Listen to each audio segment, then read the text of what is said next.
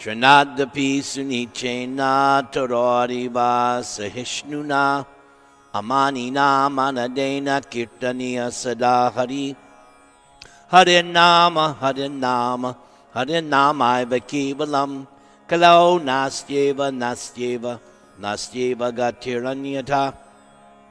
Śrī Caitanya-bhāgavata Madhya Kanda Chapter 1. Śrī Caitanya Mahaprabhu starts the Saṅkīrtana movement. Śrīla Vṛndāvana Dāsa Ṭhākura says, all glories to Lord Vishvambara, the crest jewel amongst the Brahmins. All glories to the beloved associates of Lord Vishvambara. All glories to Lord Gaurachandra, the stalwart among all religious preachers, and the safe bridge to the spiritual sky. He has fully subdued his physical and mental urges. All glories to the Lord. He possesses incomparable beauty and is the embodiment of the congregational chanting of the holy name of Krishna. All glories to Lord Gaurachandra, for he is the dearest friend and life of Nityananda Prabhu, and the sublime object of love for Gadadhar Pandit and Advaita Acharya Prabhu. He is very dear to Sri Jagadananda Pandit and the tender loving hearts of Vrakreshwara Pandit and Kashishwar.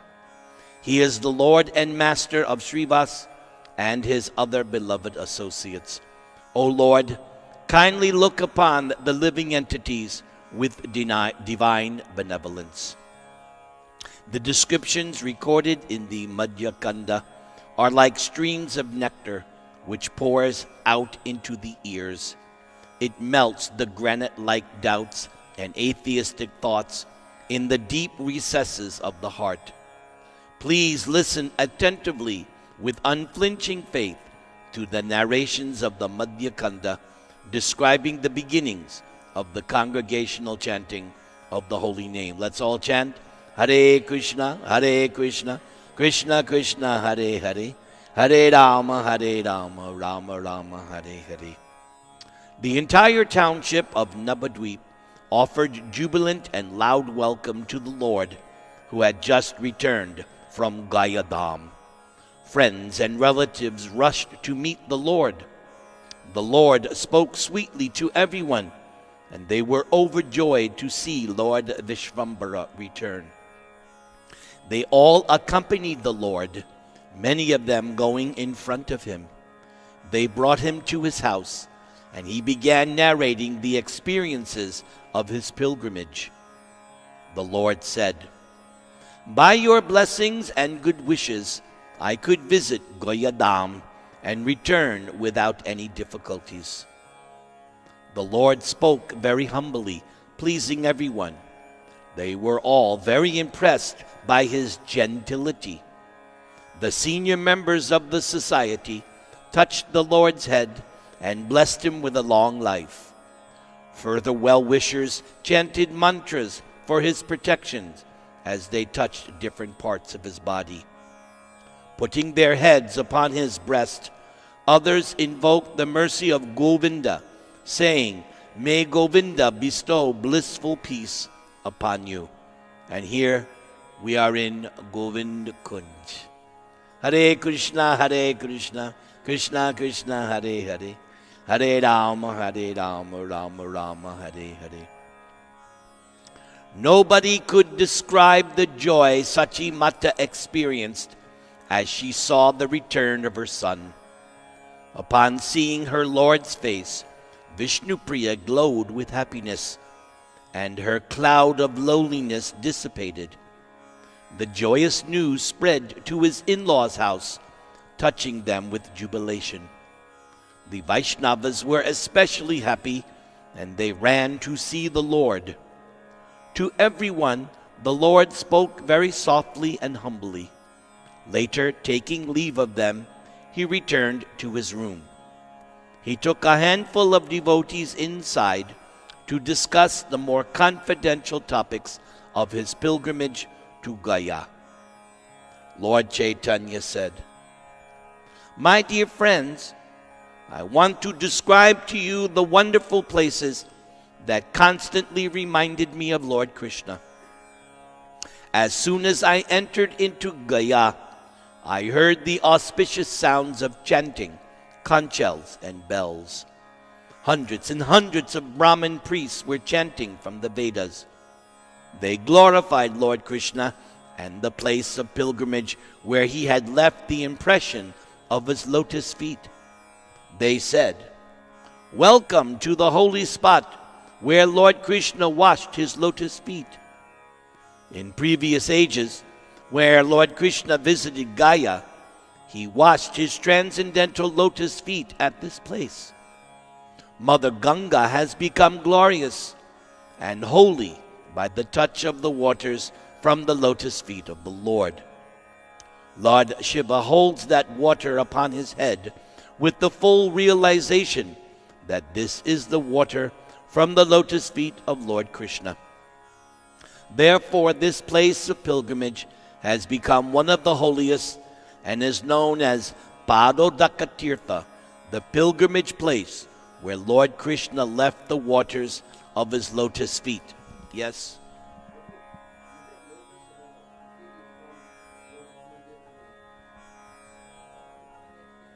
You're talking about the origin of the Ganges? There are three origins of the Ganges.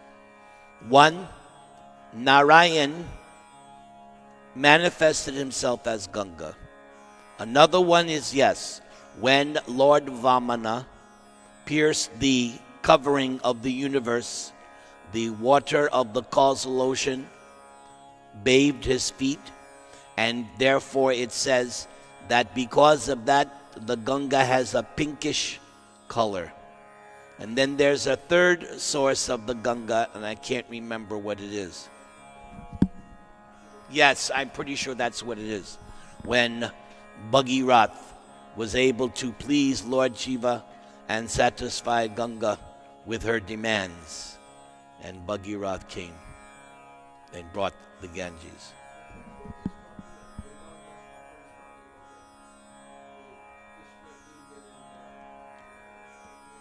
It seems that what he's saying here, that Krishna went to Gaya and washed his lotus feet there. That's what it says here. Shall we continue? All right.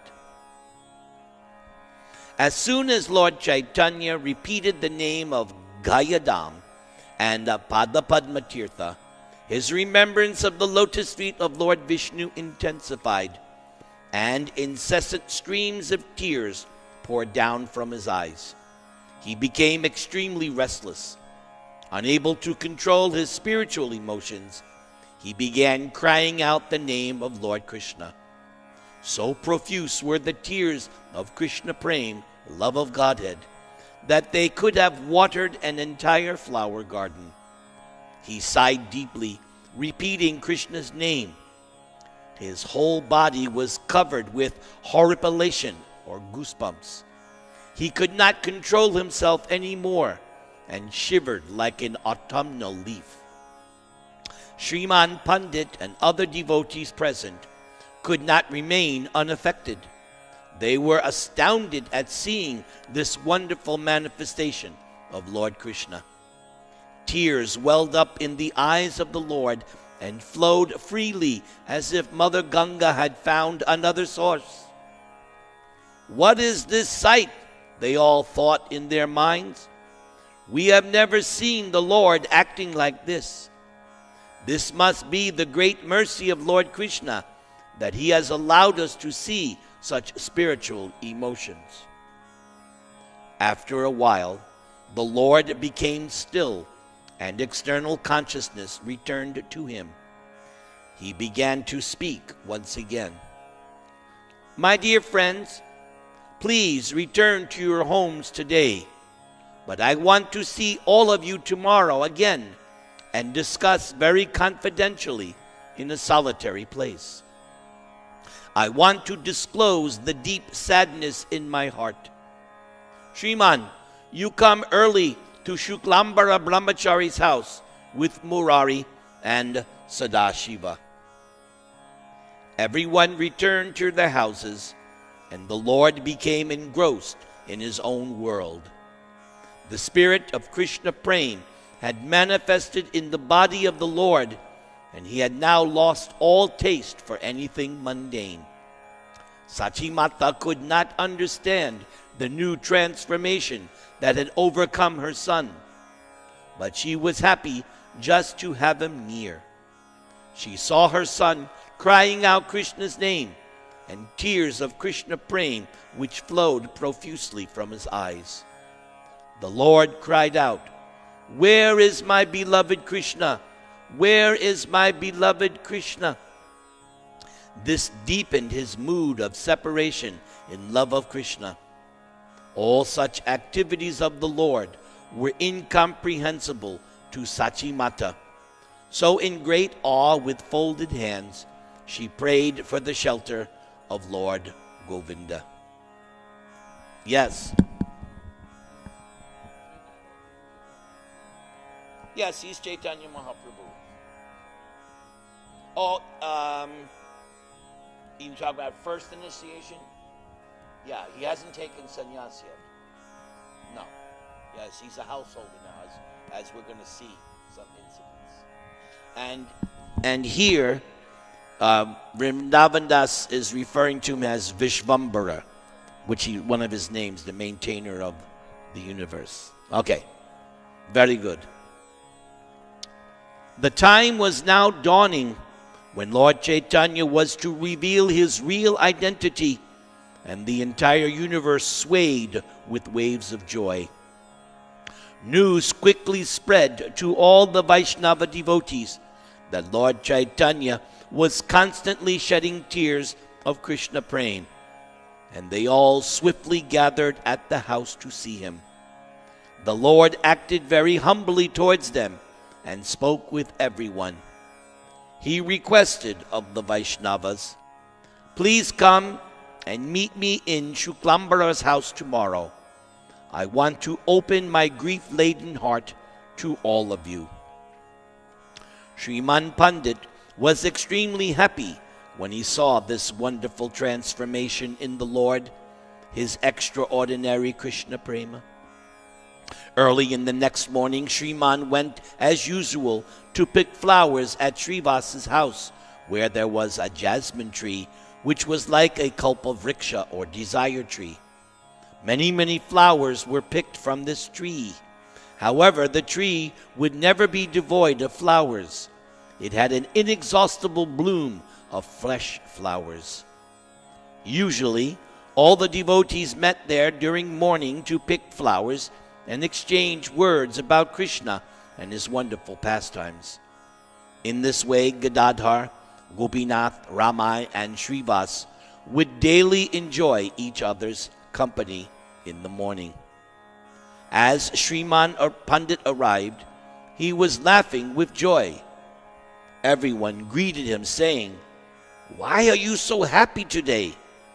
Śrīman, happily smiling, said, "Why, certainly, there is a reason."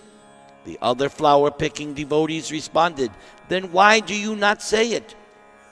Śrīman Pandit then began speaking. "Very well, you must hear the reason. Something most wonderful and most impossible has happened. Nimai Pandit has become a great Vaishnava devotee. I heard that he had returned from Gaya, so I went in the evening to meet him. He spoke with everyone with a humble and very detached air, not showing the slightest sign of arrogance or insolence.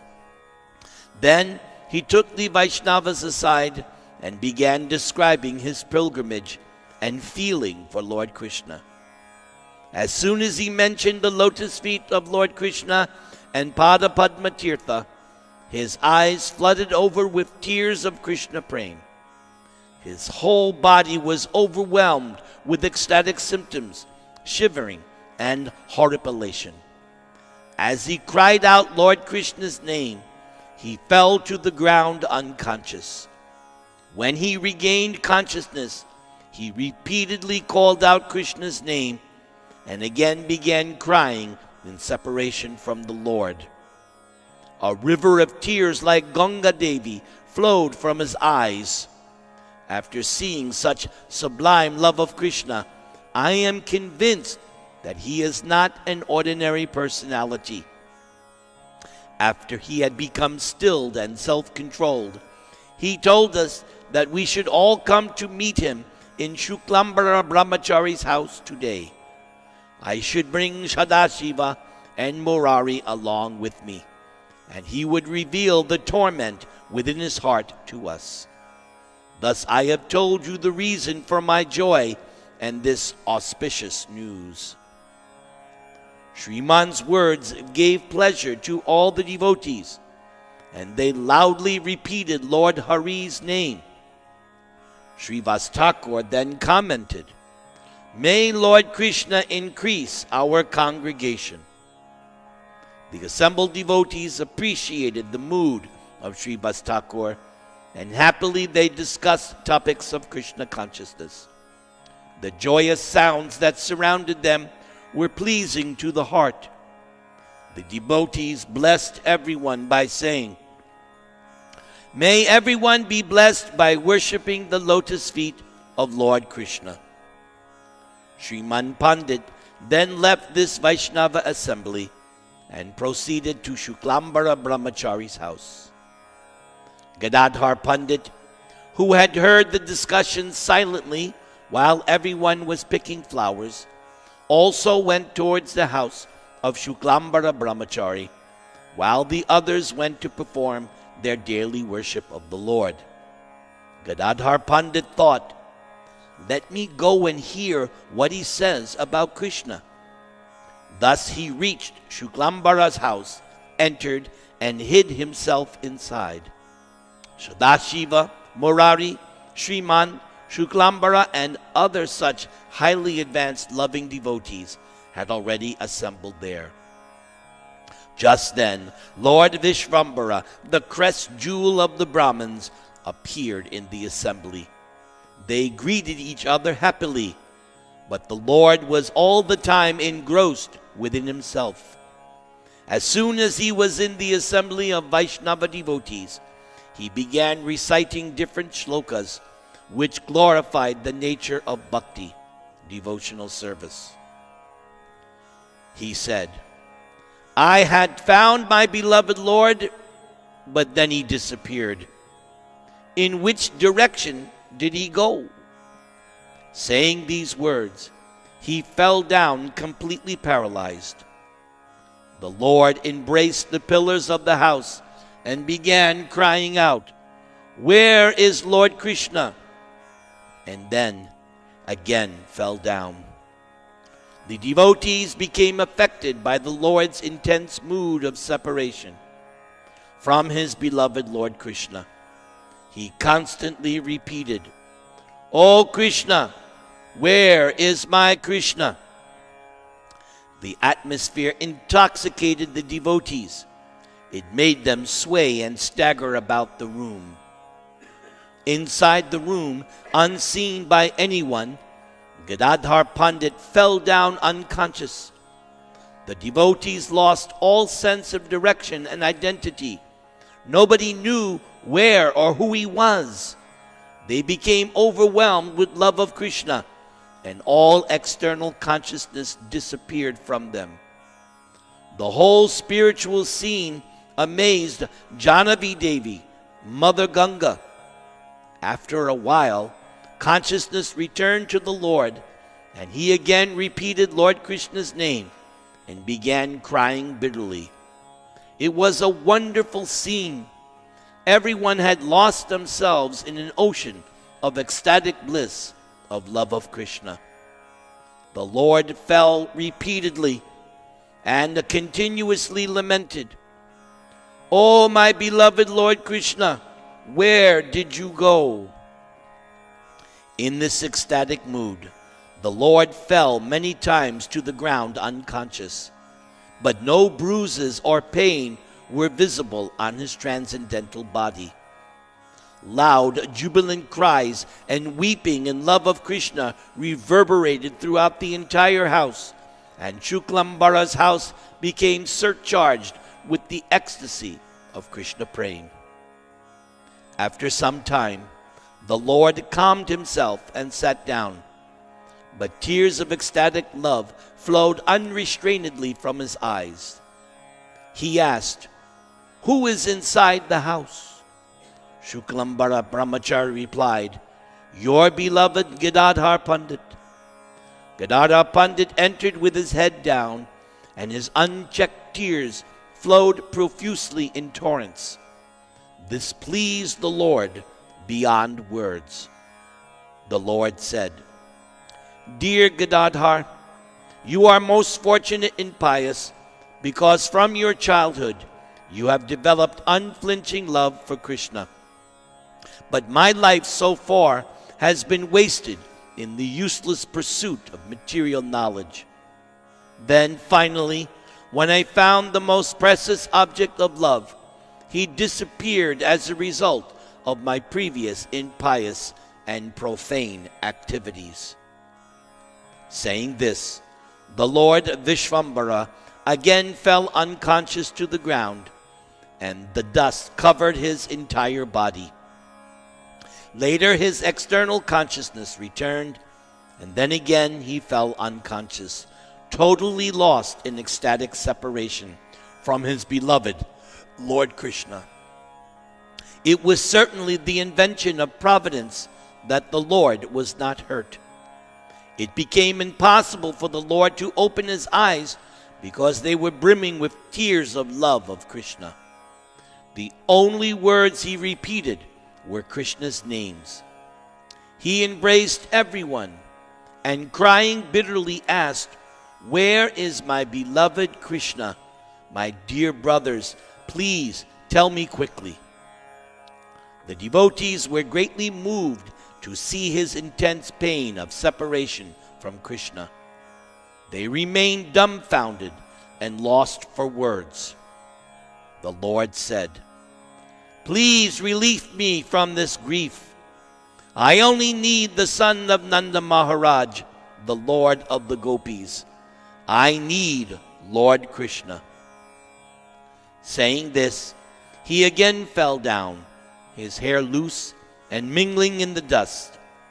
The day passed unnoticed by anyone, and finally the Lord bade farewell to all the devotees. Yes, Prabhu.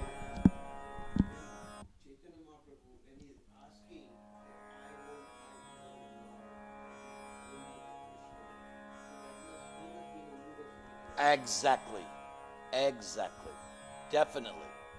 Because that's why he has appeared as Lord Chaitanya. Yes.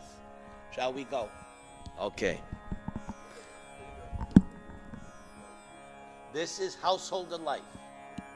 Okay? Yes.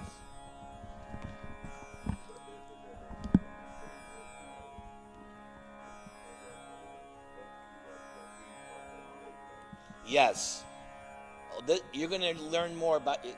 All this is going to be explained in this chapter. I picked these chapters very carefully. After the Lord had departed, the devotees spoke openly, expressing their surprise. Each one had marveled at the Lord. Their external senses and body had become numb. The entire Vaishnava community was overjoyed at the new turn of events. The word spread quickly, and with great joy, all the devotees received it and spontaneously responded by chanting the holy name of Krishna. They could not restrain their amazement and made comments like, "He will reveal Krishna to everyone." Someone else said, "When Nimai Pandit feels a little better, then he can easily break the heads of the atheists." Another commented, "I have no doubt that he will reveal to the world the most confidential pastimes of Lord Krishna." Another commented, "Perhaps because of his association with a pure devotee like Ishvara Puri, he saw the Supreme Lord, Sri Krishna." Endlessly they tried to find a possible reason for the Lord's transformation. Yet the devotees were very happy about Nimai Pandit's condition, and they all blessed him, saying, "May he be blessed with the mercy of Lord Krishna." The devotees were truly very happy. They danced, sang, and cried tears of love with new life. Everybody chant the Maha Mantra.